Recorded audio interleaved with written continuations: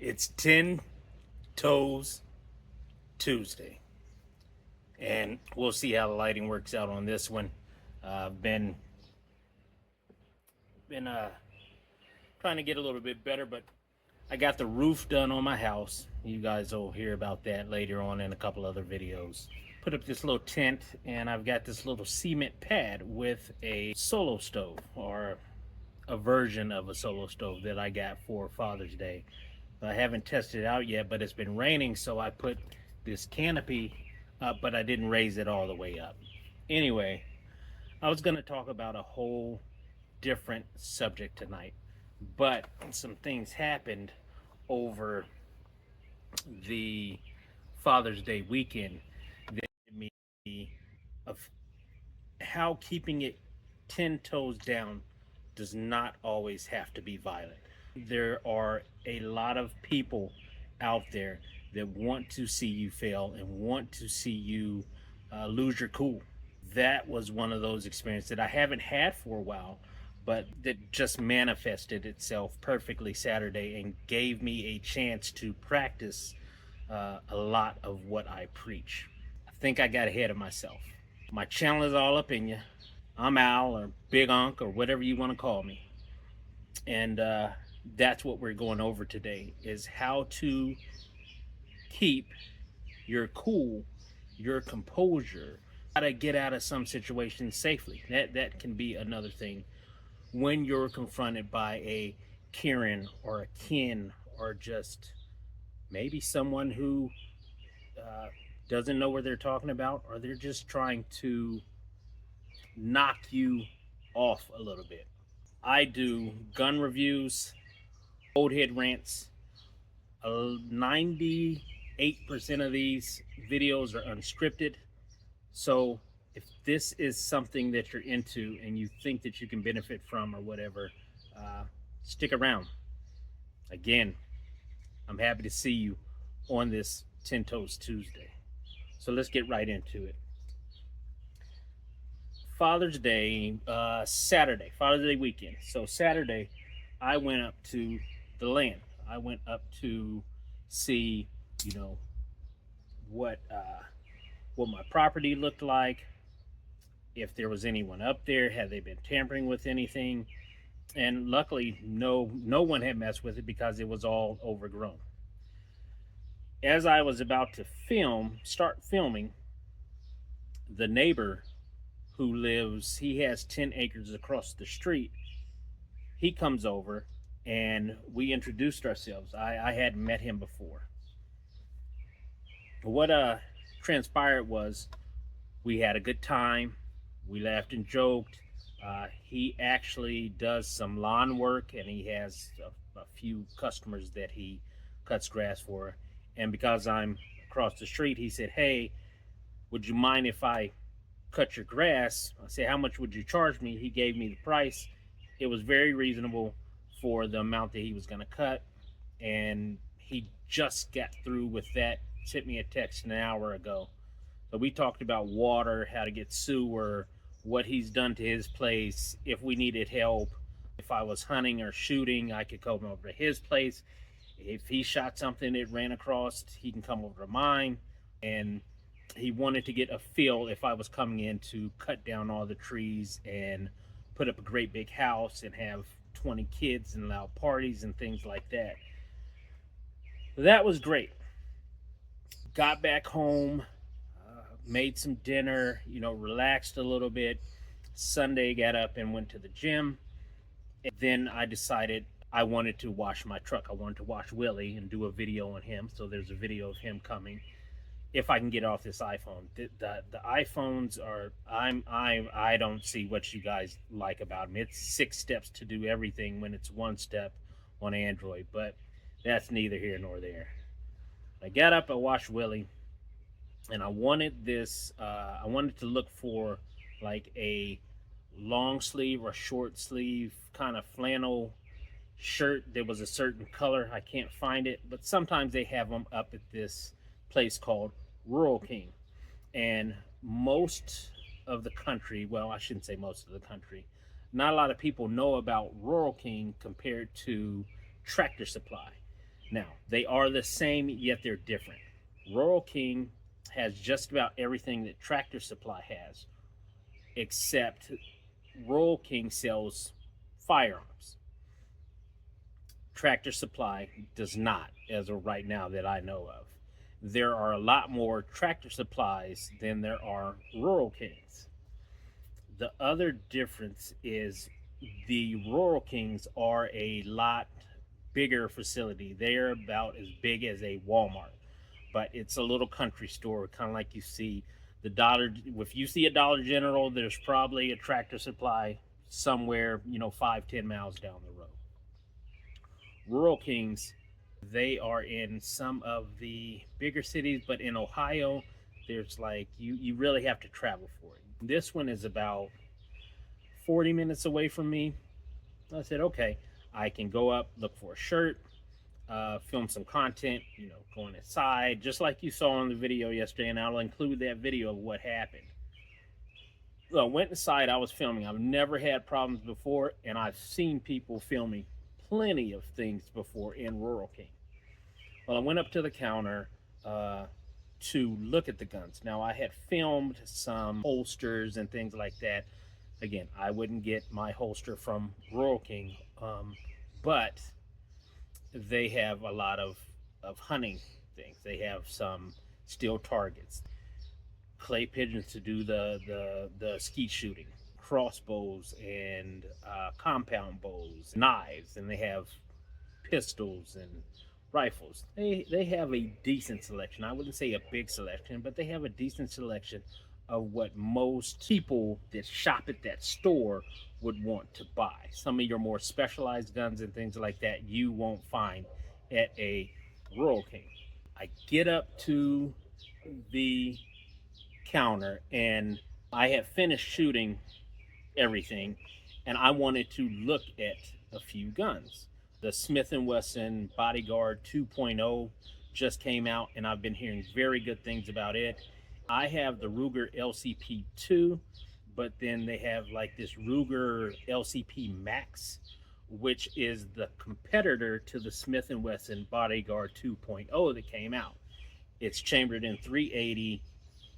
I think it takes 10 to 12 shots, and the Bodyguard holds 10 or 12, and it's a very small compact gun, but I hear they both are really good shooters.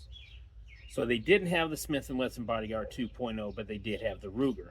Meanwhile, while I'm perusing through the case, and I'm not thinking about anything because everybody's been filming before, I just have my little handheld, phone with the attachment on it, and I'm holding it. I'm going about my business. I look up, and this lady runs over to me, and she says, "You aren't filming guns, are you?" I said, "No, I'm not filming any guns." "Why? What's going on?" "It's illegal. It's illegal to film guns." "No, it's not. It's not illegal to film guns. And if I was going to film guns, I would have asked permission. And I've seen people in here filming guns before." What made me stand 10 toes down was, first off, the way she ran up on me. It appeared that she wanted me to start some type of altercation, and she was trying to be nice, yet she was trying to be nasty, and I was in a good mood. Even if I wasn't, I'm thinking about my surroundings. I am in an area where there are not a lot of people that even care. I'm in a part of town that is it's a little bit different. So I'm in this country store in a country part of town. She is not yelling, but she wants everybody to know that I'm filming. So I say, "Oh, hey, I didn't know." "No, I wasn't filming anything. You can look through my phone and see if you'd like." And that's when I'm not defensive anymore. And I'll do this from time to time because you just want to make it home. Sometimes it is not worth arguing with the person to tell them that you are right. It's illegal? Okay, it's illegal.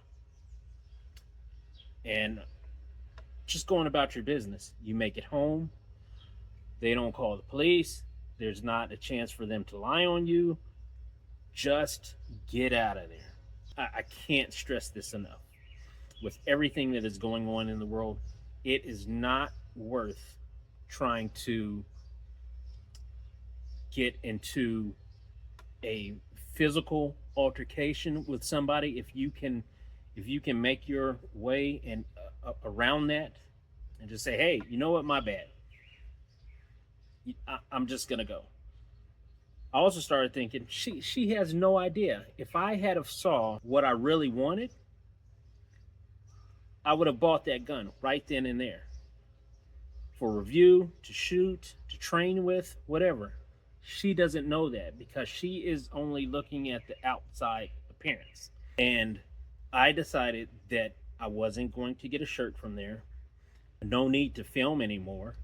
I can go down here to Tractor Supply and they will let me, which I probably will do, and they'll let me shoot, film. They'll let me film inside and show you what I'm going to get for the land. You can bring your dogs in, things like that. They're really friendly. Most of the time, Rural King has been. I don't know. That lady could have had a bad day. But I was not going to allow her to infringe on my good day. Because when I first walked in, there was a gentleman, I forget his name, so I know he's subscribed, and if you're watching, hey, that was a good time. You guys saw him on the one video, but we started talking about guns. He wanted a Chiapo Rhino or a Staccato, and what he was offering me, the service I was not able to get. I don't live in that area. And so he was real cool about it. We talked for 10, 15 minutes. He asked me what I was doing. Excuse me.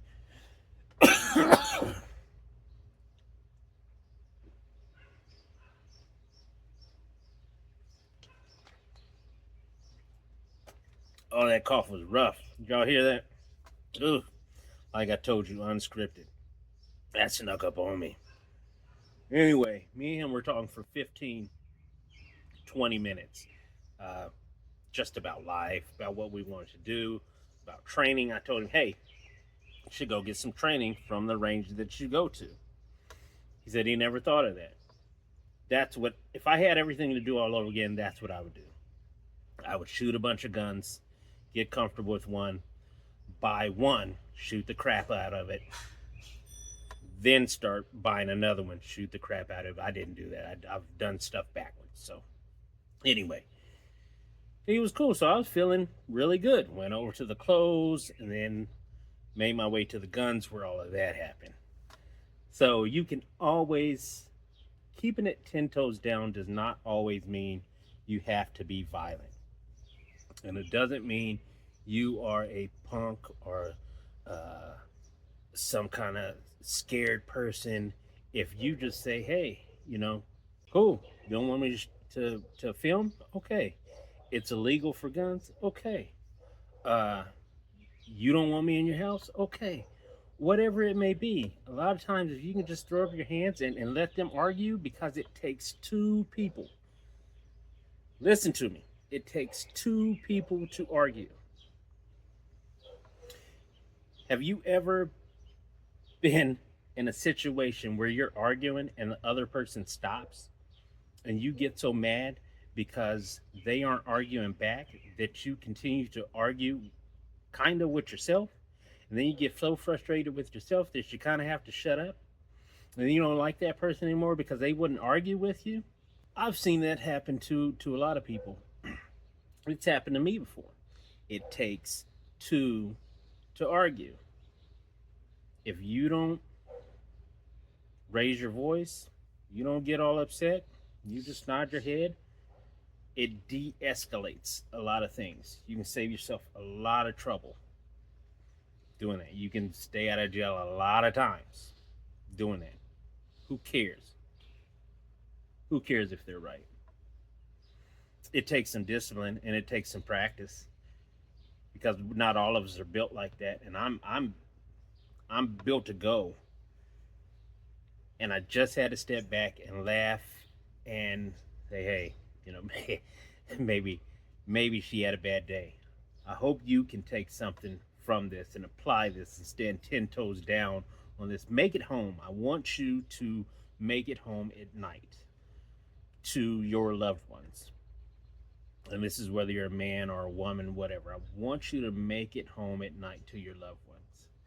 And if you're with your loved ones and they're arguing, remember, it takes two to argue. Maybe walk away, come back when there's cooler heads so you don't say something or do something that could really alter your future and say something really stupid. And again, we've all done that. I've done that in my life. That's a part of standing 10 toes down. Take up for yourself, but you don't have to be the winner all the time, as far as they're concerned. Let them win. Who cares? Who really cares? But I think I've been going over this long enough. I'm getting ready to go do some more work. I've got a couple things in the garden to do. Next time I will show you guys my cabbages and probably the roof and things on the house. But I hope wherever you are, whatever you're doing, you have a good day.